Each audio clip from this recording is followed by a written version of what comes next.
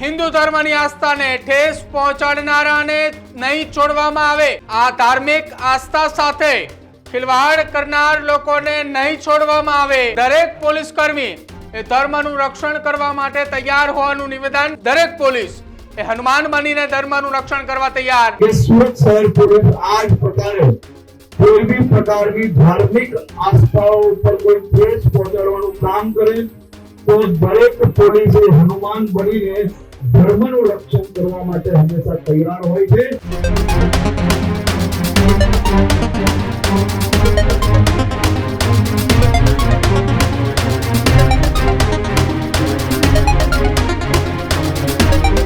નમસ્કાર, આપ જોઈ રહ્યા છો ન્યૂઝ રૂમ ને આપની સાથે હું છું પ્રદીપ। સમાચારોની શરૂઆત કરીએ। રાજ્યના ગૃહમંત્રી હર્ષ સંઘવીએ સુરતમાં સૌથી મોટું નિવેદન આપ્યું છે।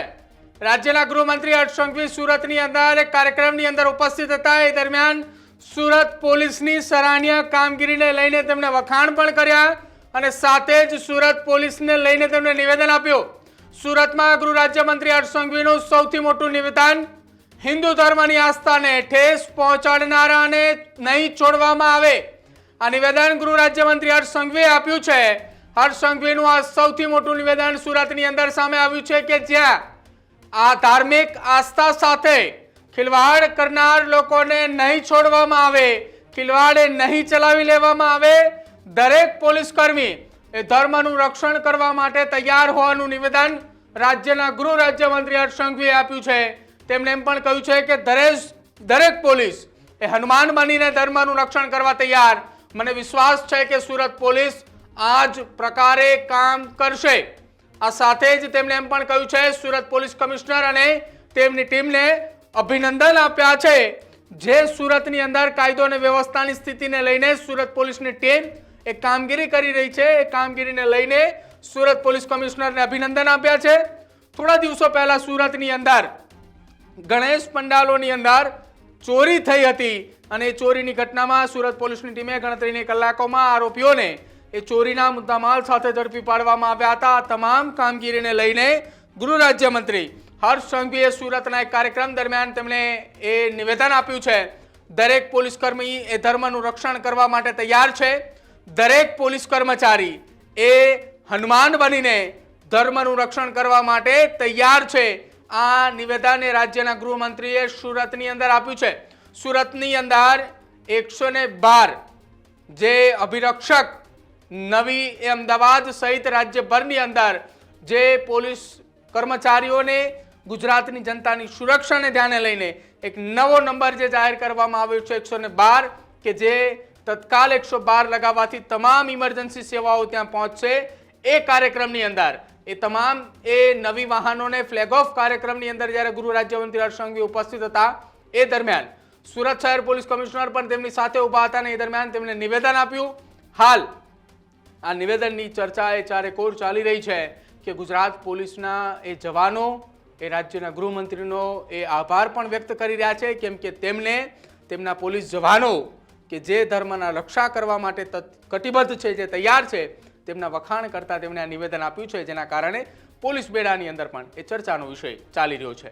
શું કહ્યું રાજ્યના ગૃહમંત્રી હર્ષ સંઘવીએ સુરતની અંદર, સાંભળો એ પણ। શહેર પોલીસને ખૂબ ખૂબ અભિનંદન આપ્યા છે અને સૌ ગણપતિ ભક્તોએ તમારો આભાર બી માન્યો છે।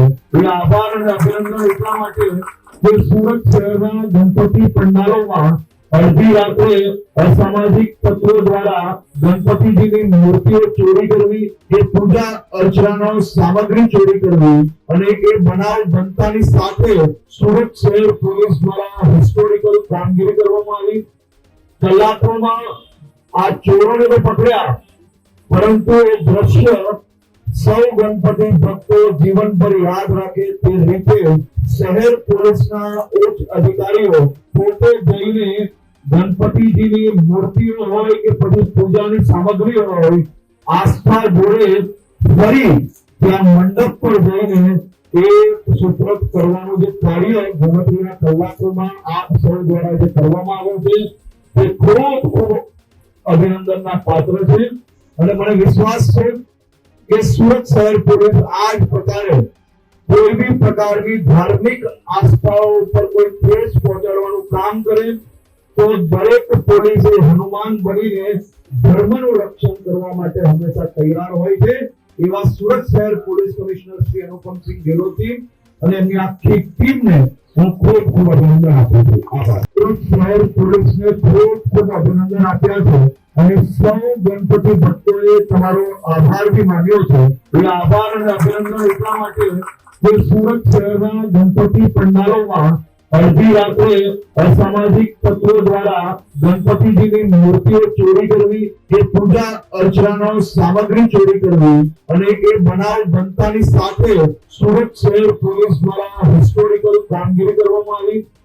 કલાકોમાં આ ચોરોને તો પકડ્યા, પરંતુ એ દ્રશ્ય સૌ ગણપતિ ભક્તો જીવનભર યાદ રાખે તે રીતે શહેર પોલીસના ઉચ્ચ અધિકારીઓ પોતે જઈને ગણપતિજીની મૂર્તિઓ હોય કે પછી પૂજાની સામગ્રી હોય આસ્થા જોડે ફરી ત્યાં મંડપ પર જઈને એ સુપ્રત કરવાનું જે કાર્ય ગણતરીના કલાકોમાં આપ સૌ દ્વારા જે કરવામાં આવ્યું છે તે ખૂબ ખૂબ અભિનંદનના પાત્ર છે અને મને વિશ્વાસ છે કે સુરત શહેર પોલીસ આ જ પ્રકારે કોઈ બી પ્રકારની ધાર્મિક આસ્થાઓ ઉપર કોઈ ઠેસ પહોંચાડવાનું કામ કરે તો દરેક પોલીસે હનુમાન બનીને ધર્મનું રક્ષણ કરવા માટે હંમેશા તૈયાર હોય છે એવા સુરત શહેર પોલીસ કમિશનર શ્રી અનુપમસિંહ ગેહલોતજી અને એમની આખી ટીમને હું ખૂબ ખૂબ અભિનંદન આપું છું. આભાર. તો હિન્દુ ધર્મની આસ્થાને ઠેસ પહોંચાડનારાઓ સામે કાયદાકીય કાર્યવાહી કરવા માટે રાજ્યના ગૃહમંત્રી હર્ષ સંઘવીનો આ સ્પષ્ટ સંકેત છે.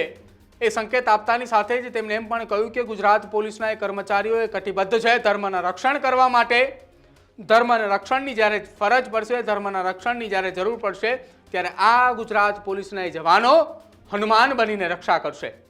જો કે આ નિવેદનને લઈને હાલ તો ગુજરાતની અંદર ચર્ચાનો વિષય બન્યો છે, કેમ કે રાજ્યના ગૃહમંત્રી હર્ષ સંઘવીએ જ્યારે નિવેદન આપે છે ત્યારે પોલીસ બેડાની અંદર એ ચર્ચાનો વિષય ચાલે છે કે રાજ્યના ગૃહમંત્રીએ ગુજરાત પોલીસના એ કર્મચારીઓની એક એ પોલીસ અધિકારીઓની કામગીરી એ નિહાળી રહ્યા છે અને ત્યારબાદ તેઓ નિવેદન આપી રહ્યા છે.